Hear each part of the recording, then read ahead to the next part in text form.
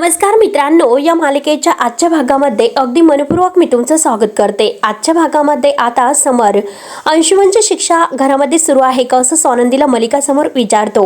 तेव्हा आता सोनंदी नाही असं म्हणते। ऐकल्यानंतर समर मात्र अंशुमनची शिक्षा परत करायला सांगतो, म्हणजे त्याला परत शिक्षा झालीच पाहिजे। आता हे ऐकल्यानंतर मलिकाला धक्का बसतो। तेव्हा लगेच आता मलिका ही समर जवळ बसते। आता सोनंदी म्हणते की बरं ठीक आहे, मी बोलावते। आता मलिका लगेच समरला म्हणते की हे बघ, सोनंदी म्हणते की ते बरोबर आहे एका दृष्टीने। अंशुमनला जर आपण परत ऑफिस मध्ये बोलावलं तर चुकीचं उदाहरण सेट होईल, आणि हे बघ आता आपला अंशुमन सुधारलेला आहे, मी खात्री देते। त्यावरती समर म्हणतो की हे बघ काकू, तू खात्री देऊ नको, कारण हे बघ हे सगळं मला दिसायला हवं तरच मात्र मी त्याच्यावर विश्वास ठेवे। तेव्हा लगेच आता मलिका म्हणते की बरं ठीक आहे, तू म्हणशील तसे, शेवटी तू बॉस आहे। आणि हे बघ मी काय म्हणते, अर्पिताला तरी ऑफिस मध्ये येऊन दे, म्हणजे तेवढीच तुला मदत होईल। आणि हे बघ ते आपल्या फॅमिलीतील आहे, विश्वासू आहे। आता मुद्दा मात्र अर्पिताकडून आपल्याला सगळं काही करून घेता येईल यासाठी ती समरला अर्पिताला ऑफिस मध्ये घेण्यासाठी सांगते। सोनंदी आता हे सर्व ऐकते तर समर म्हणतो की ठीक आहे, विचार करून सांगतो। त्यानंतर आता सोनंदी बाहेर निघून येते तर आजीही दालचिनीचे जे काही तुकडे वगैरे आहे अंशुमनने फेकून दिलेले तर ते सर्व पाहते आणि रोहिणीला विचारते की तू आज झाडलं नाही का। त्यावर आता रोहिणी म्हणते की आहो झाडलेला आहे। तर आजी म्हणते दालचिनीचे तुकडे वगैरे का असे पडलेले आहेत विखुरलेले। सोनंदी आता हे सर्व ऐकत असते आणि हे बघ अगं तुला तर माहिती आहे रोहिणी, पिंट्याला सगळं काही कसं स्वच्छ आणि नीटनेटकेपणा लागतो। तेव्हा आता घाबरतच रोहिणी म्हणते की काल अंशुमन सरांनी मात्र ज्या मसाल्याच्या वाट्या वगैरे आहेत त्या फेकून दिल्यात। आता हे ऐकल्यानंतर आजीला राग येतो। आजी म्हणते की त्याने का असं फेकून दिलं। रोहिणी म्हणते की आजी हे बघा, त्यांना जर राग आला तर ते असंच करतात। असंच करतो म्हणजे नक्की काय, राग आला म्हणून फेकाफेकी करायची का। आणि आजी मात्र डायरेक्ट म्हणते की रोहिणी ते सगळं तू राहून दे, अंशुमनला ही सर्व साफसफाई करून घ्यायला सांग आणि हे सर्व मी करायला सांगितले असे त्याला सांग, आणि मी येईपर्यंत इथे सगळं काही स्वच्छ झालं पाहिजे म्हणून अंशुमनला ते काम करायला सांगते। आता रोहिणी हे सर्व ऐकते आणि अंशुमनला सांगायला निघते। तेवढ्याच रोहिणी करत आता हा अंशुमन बाहेर येतो आणि कॉफी कुठे आहे, रोज तुला नव्याने सांगायचं का असं बोलून तो मुद्दाम पाणी घेता घेता पाणी खाली सांडून देतो। रोहिणी आता पाहतच असते। अंशुमन मुद्दाम पाणी सांडवतो आणि रोहिणीला ऑर्डर सोडून म्हणतो की पाणी सुद्धा पुसून घे। बिचारी रोहिणी हो असं म्हणते। सोनंदी आता हे सर्व बघते आणि सोनंदी म्हणते की का, ती कशाला पुसून घेईल, पाणी तू सांडलं ना, मग तू पुसून घ्यायचं आणि ते साफ करण्याचं काम अगदी तुला दिलेलं आहे, त्यामुळे हे पाणी तू सांडलेलं आहे, तू पुसून घ्यायचं। आणि आता सोनंदी त्याच्या समोर रोहिणीला विचारते की मसाले सुद्धा यानेच फेकले होते ना। त्यावरती अंशुमन आता म्हणतो की हो मी विसरलो होतो, कारण आता टेक्निकली चुकी तुझी आहे, कारण राग मला तुझा आला होता। त्यावरती सोनंदी म्हणते की ही अशी पद्धत नाही राग व्यक्त करण्याची। अंशुमन म्हणतो की तुम्हाला शिकू नकोस, आणि माझ्या राग व्यक्त करण्याच्या पद्धती आहे ना त्या शिकवायच्या नाही, मी तुला सांगतो। त्यावरती आता सोनंदी न घाबरता विचारते की धमकी देतोस का। तेव्हा लगेच अंशुमन म्हणतो की मग तू दादाला सांगणार आहेस का। आणि तेवढ्यात तेथे अर्पिता येते। अंशुमन सोनंदीला म्हणतो की दादाने तुला इतका भाव दिला म्हणून डोक्यात हवा घेऊ नकोस, आणि हे बघ तेवढ्याने मात्र घराची मालकी तू होत नसते हे लक्षात ठेव। आणि हे बघ आता सोनंदी त्याला उत्तर देते, घराची काळजी घेण्यासाठी घराची मालकीण नाही व्हावं लागत, आपण जेथे राहतो त्या वास्तूची त्या घराची देखभाल करावी आणि तेथे स्वच्छता राखावी, हे चांगलं असतं। आणि हे बघ हा धडा तुला शिकायचा आहे, आणि हे बघ त्यासाठी मात्र तुझी ही शिक्षा आहे तर ते परत मी अगदी सुरू करण्याचं ठरवलेलं आहे, त्यामुळे आजपासून चल पटपट काम करायला लागायचं। अर्पिता आणि अंशुमन मात्र बघतच असतात आणि हे जे घर आहे ना ते झाडायचं पुसायचं। आणि रोहिणीला म्हणते की तू त्याचे व्हिडिओ काढायचे। अंशुमन मात्र म्हणतो की सोनंदी मॅडम आहो, तुम्ही कोणत्या जगामध्ये राहतात, त्याला जमाना झालेला आहे। आणि तेवढ्यात समर बाहेर येतो। अंशुमनचं हे सगळं बोलणं ऐकतो। अंशुमन बोलून जातो की माझी शिक्षा संपली। समर लगेच म्हणतो की अरे अंशुमन, तो तुझा गैरसमज आहे, कोणी सांगितलं तुला तुझी शिक्षा संपली म्हणून। तेव्हा लगेच अंशुमन मुद्दाम समोरच्या समोर म्हणतो की दादा हे बघ मी पाणी प्यायला आलो होतो। समोर म्हणतो की हे बघ अंशु, तुझी शिक्षा अजून संपलेली नाही। आता सोनंदी मात्र अंशुमनकडे बघून हसते। समोर म्हणतो की किमान अजून 3-4 महिने तर ही शिक्षा संपू शकत नाही, तुला हे काम करावं लागेल, आणि आता शिक्षा कधी संपणार आहे सोनंदी मॅडम ठरवतील, त्यामुळे आता तू कामाला लाग आणि आता वेळ वाया घालू नको, कामाला लाग। सोनंदी मॅडमला म्हणतो की तुम्ही लक्ष ठेवा त्याच्यावर, तो काय काय काम करतो आणि काय काय करत नाही। त्यावरती मात्र सोनंदी म्हणते की हो यावेळेस मात्र मी खूप जास्तच लक्ष ठेवेन। समोर आता जायला निघतो। आजी म्हणते की अरे असं कसं चालला, ब्रेकफास्ट करून जा। त्यावरती आता लगेच समोर म्हणतो की आजी मला भूक नाही। आजी विचारते की अरे भूक नसायला काय झालेलं आहे, अरे पिंट्या हे बघ खरं खरं सांग काय झालं। त्यावरती समोर म्हणतो की माझ्या ऑफिस मध्ये किओस्क सुरू आहे, नक्की कसं हँडल करावं तेच काही सुधरत नाही, आणि चल मी निघतो बाय, असे करून आता समोर निघून जातो। आता समोर समोर गेला काही काही अंशुमन पाहतो. स्वानंदी त्याच्याकडे बघतच असते आणि म्हणते की चल अंशुमन, चल पटपट कामाला लाग, सगळं काही नीट झाडून घ्या, पुसून घ्या आणि आवर, लगेच कामाला लाग. अंशुमन आणि अर्पिता रागाने स्वानंदीकडे बघत असतात. आजी सुद्धा म्हणते की हे पग नुसतं बघत उभा राहू नको, कामाला लाग. स्वानंदी म्हणते की हो पटकन. अंशुमन रागाने पाणी पितो. तेवढ्यात आता स्वानंदीचा मोबाईल टेबलवर असतो आणि टेबलवर असताना मात्र निकिता ताईचा फोन येतो. आता अर्पिता बघते की इला निकिता ताईचा फोन आलेला आहे. स्वानंदी फोन उचलते आणि बाजूला बोलायला जाते. अर्पिताचं लक्षच असतं. आजी आता आतमध्ये निघून जाते. स्वानंदी फोन उचलून निकिताला म्हणते की काय ताई, तुम्ही बरे आहात का? अगदी आनंदादा बरे आहेत का? आता निकिता म्हणते की हो बरे आहेत, परंतु स्वानंदी तू एक काही कामानिमित्त घरी येऊ शकतेस का? जरा बोलायचं होतं. स्वानंदी म्हणते की बरं ठीक आहे, येऊ शकते, पोहोचते मी थोड्या वेळात. तर निकिता म्हणते की बरं ठीक आहे, ये लवकर. आता बाय करून ती फोन ठेवते. अर्पिताचं लक्षच असतं. त्यानंतर अंशुमन कामाला लागतो. आता मात्र स्वानंदी त्याला कामालाच लावते, लक्ष ठेवूनच असते. त्यानंतर अर्पिता घाईने आता ही इकडे रूम मध्ये येते आणि मलिकाला सांगते की हे सगळं कारस्थान मात्र आता ह्या स्वानंदीचं आहे. स्वानंदीनेच मात्र दादाचे कान भरत असतं. हे ऐकल्यानंतर मलिका रागाने म्हणते की ही स्वानंदी पण. तेव्हा लगेच अर्पिता म्हणते की चिंगम कसं असतं, चिंगम खाल्ल्यानंतर आपण ते फेकून देतो, ते असं एका हाताला चिकटतं आणि दुसऱ्या हाताला मात्र जातच नाही. ते आपण काढण्याचा प्रयत्न केला तरी सुद्धा ते जातच नाही. आता हे ऐकल्यानंतर मलिका रागाने म्हणते की एक मिनिट. आणि हे पग दिवसेंदिवस मात्र आता ह्या स्वानंदी पासून आपल्याला धोका वाढतच चाललेला आहे. आपल्याला वाटलं होतं दिसती ती इतकी साधी नाही, तिचा तो साधा भोळा चेहरा आहे ना, तर तो मात्र आपल्याला फसवतो. त्यावरती आता अर्पिता म्हणते की अगं तू जे काम मला दिलं ते सगळं काही अगदी मी मन लावून करते, व्यवस्थित सगळं काही करते, पण तरी सुद्धा तुला कौतुक मात्र अंशुमन आणि अधिरा हे दोघांचंच आहे. इतकं सगळं करून सुद्धा तुझं लक्षच नाही. माझं घर सोडते आणि इकडे येऊन राहते, पण तरी सुद्धा तुला कौतुक नाही. आणि अर्पिता मात्र आता मलिकाला सांगते की त्या स्वानंदीला निकिताचा फोन आला होता माझ्यासमोर आणि ती लगेच आता म्हणजे तिला भेटायला गेली. आता हे अंशुमन ऐकतो.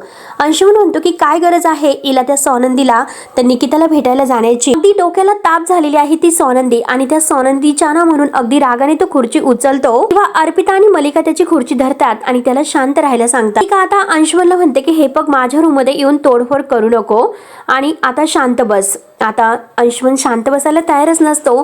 तो म्हणतो की त्या स्वानंदीला ना एकदाच. आता अंशुमन म्हणतो की शांतच बसलो आहोत, कारण आता इतक्या दिवसात मी कुणाला तरी बॉम्ब लावून उडवलं असतं. आता लगेच मलिका म्हणते की अरे बॉम्ब लावून उडू नकोस, अरे हे असले प्लॅन आहे ना ते तुझ्या डोक्यामध्ये सुरू असतात. तू एक काम कर, तू मात्र आता स्वानंदी आणि निकिता एकमेकींना का भेटल्यात याचा विचार कर आणि काहीतरी त्यांचा प्लॅन असेल म्हणून सारखे त्यांच्या भेटीगाठी होतात.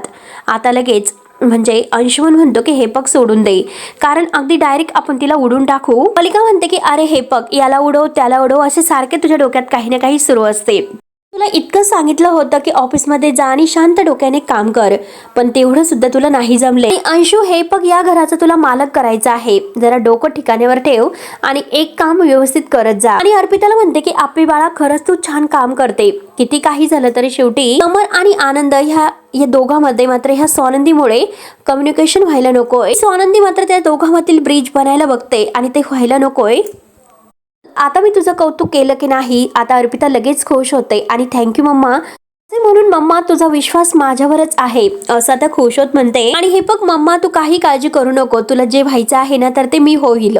त्यामुळे आता लगेच मलिका खुश होते आणि मलिका लगेच म्हणते की बघ बघ अंशू शिक हिच्याकडून काहीतरी. अंशुमनला खूपच राग येतो. त्यानंतर आता इकडे समर ऑफिसमध्ये असतो आणि ते काका येतात. काका आता समरला विचारतात की समर राजवाडे येऊ का आतमध्ये. समर त्यांना बघून खूप खुश होतो आणि काका या. तेव्हा दोघंही आता मराठी भाषेच्या दिनाच्या जे काही शुभेच्छा आहे एकमेकांना देतात आणि काका मात्र आता गप्प गोष्टी सांगायला सुरुवात करतात. आणि हे बघ समर, जेव्हा तुझ्या ऑफिसमध्ये येत होतो तेव्हा आता एक मुलगी मात्र एका दुसऱ्या मुलीला म्हणत होती की आज मात्र मला पिंक कलरची साडी घालायची होती, नेसायची होती, परंतु मात्र ती ऑशच केली नाही.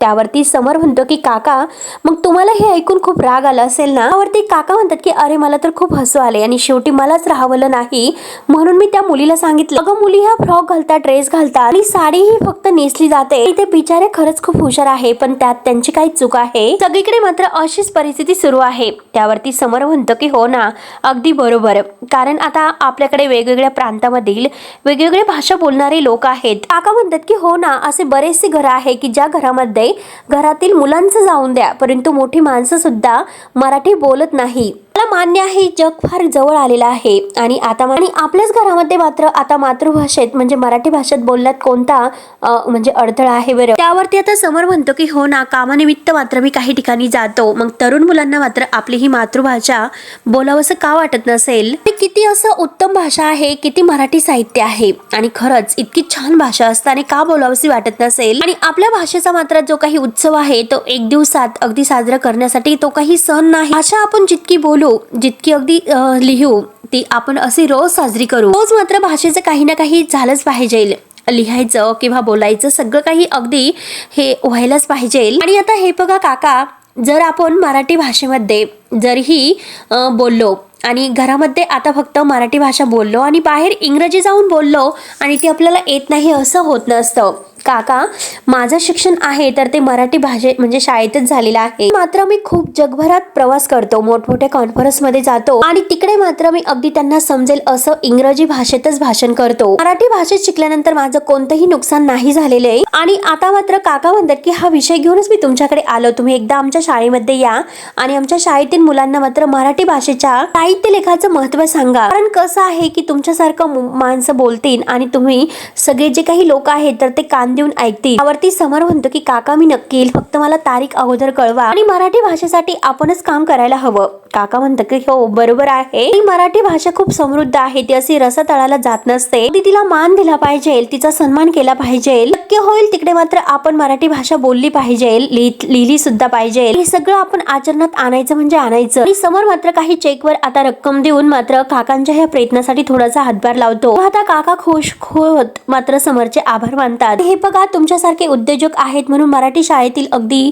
विद्यार्थ्यांचं भविष्य आहे तर असं म्हणतात. तर आता समर म्हणतो की अहो काका, आमचं भविष्य मराठी शाळेनेच घडवलेलं आहे. जे काही मराठी शाळेने माझ्यावर संस्कार केले ना, तर त्यामुळेच मी आज उभा आहे. तर याची परतफेड मी करू शकत नाही आणि काही संकोच वाटला तर मला नक्की सांगा. त्यासाठी मात्र 27 फेब्रुवारी अगदी यासाठी वाट बघण्याची गरज नाही. आता काका म्हणतात की मी हक्काने तुमच्याकडे येईल. आणि हे बघा समर राजवाडे, मी तुमचा जास्त आता वेळ नाही घेत. तो तर समोर म्हणतो की काका थांबा ना, चहा वगैरे घेऊन जा. आता काका म्हणतात की परत येईल तर तेव्हा हक्काने चहा घेईल आणि जेव्हा तुम्ही शाळेत येताल ना तर आपण दोघं एकत्र चहा घेऊया. पुन्हा मात्र आता काका आणि समर एकमेकांना मराठी भाषा दिनाच्या शुभेच्छा देतात आणि असेच एकत्र राहा असं म्हणतात. समरला आशीर्वाद देऊन मात्र काका तेथून निघून जातात. त्यानंतर आता स्वानंदी, निकिता, आनंद एकमेकांना भेटतात, पण आनंद कसला तरी विचारत असतो, त्याचं लक्ष त्यात दोघींकडे नाही.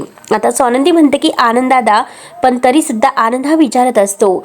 निकिता म्हणते की आनंद, तेव्हा कुठे आता आनंद स्वानंदीकडे पाहतो. स्वानंदी विचारते की काय झालं आनंद दादा, कसला विचार करता? आता आनंद म्हणतो की मला ऑफिसला जावं लागणार आहे, खूप काही मीटिंग्स आहे त्या जॉईन करायच्या आहे आणि कोणत्या डिलिव्हरीशी त्याला काही माहिती नाही, त्याला कोणताही अंदाज नाही असे मात्र तो आता म्हणत असतो आणि त्याला माझी गरज असेल ऑफिसला, मला जावंच लागेल. त्यावरती आता स्वानंदी म्हणते की आनंद दादा प्लीज शांत व्हा, थांबा, तुम्ही ऑफिसला जाऊ नका. तेव्हा आता आनंद ऐकायला तयार नसतो.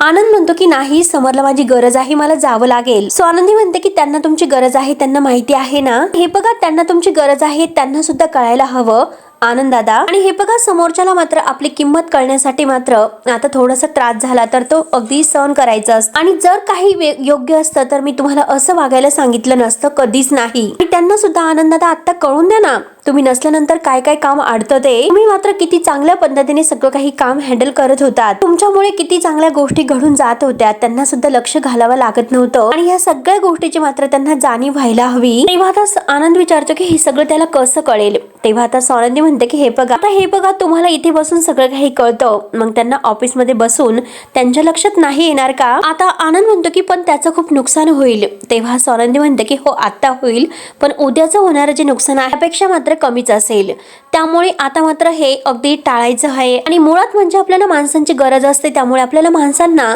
सांभाळून घ्यावं लागतं आणि प्रत्येक वेळेस राग आला म्हणून ते माणसं तोडून नाही टाकू शकत. त्यानंतर आता इकडे समोर मात्र सगळं काही स्टाफ आपल्या ऑफिसमध्ये कॅबिनमध्ये बोलवून घेतो आणि आता मेहता डीलबद्दल विचारतो, त्याचे डिटेल्स कोण ठेवत होतं. सगळेजण आनंद सरांचं नाव घेतात. जे काही दोन्ही टीमच्या लिगल टीमचं काम आहे ते कुठपर्यंत आलं असं विचारतो, तर आता आनंद सरांचंच नाव तिथे घेतलं जातं. मार्केटिंग टीमवर मात्र कोणतं प्रोजेक्ट आहे हे सगळं काही आता आनंद सर बघत आहे. प्रत्येक जण आता आनंद सरांचंच नाव घेत आहे. कंपनीचे जे काही पॉलिसी आहे त्याबद्दल सुद्धा आता उत्तर येतं की आनंद सरच सगळं काही हँडल करत होते. आता समोर म्हणतो की मार्च एंड आलेला आहे, बोनस वगैरे काय त्याचं सर्व काय. आता ती दुसरी मुलगी एम्प्लॉई म्हणते, ते सुद्धा आनंद सरच बघतात. सगळं काही आनंद बघत होतो हे आता समरच्या लक्षात येते आणि तो डोक्याला हात लावतो. आता इकडे आनंदला मात्र समरला मदत करायसाठी घाईने जायचं असतं. सो आनंदी म्हणते की नाही, आता राजवाड्यांना सुद्धा तुमची किंमत कळायला हवी, खास करून तुमच्यासारख्या मित्रांच्या बाबतीत त्यांना हे सगळं जाणवायलाच हवं. आता आनंद म्हणतो की अगं पण समरचं खरंच खूप प्रोफेशनल नुकसान होईल. आता स्वानंदी म्हणते की हे बघा, प्रोफेशनल जे नुकसान आहे ते भरून काढता येते, आयुष्यातील माणसं आहे ती दुखावली जातात. पर्सनली मात्र जे काही वागले ना तुमच्या बाबतीत ते नुकसान खूप मोठं आहे, लक्षात घ्या, आणि त्यांनी काय केलं हे त्यांना कळायला हवं. निकिता म्हणते की एकदम बरोबर बोलत आहे स्वानंदी, जोपर्यंत समरला मात्र तुझी जाणीव होत नाही तोपर्यंत तू ऑफिसला नाही जायचं. त्यानंतर आनंद म्हणतो की माझं घर आहे, मुलं आहे, संसार, इतकं सगळं मॅनेज कसं होणार, घरामध्ये बसून पोट कसं भरणार, इतकं मी मॅनेज कसं करू वहिनी. त्यावरती स्वानंदी म्हणते की हे बघा दादा, हे बघा तुम्ही त्याची काळजी करू नका, तुमचा पगार चालू राहील, माझ्यावर विश्वास ठेवा फक्त. तेव्हा आता मित्रांनो हा भाग येथे संपतो. पुढील भागामध्ये नक्की काय होतं हे बघण्यासाठी आपल्या चॅनलला सबस्क्राईब करत राहा. धन्यवाद.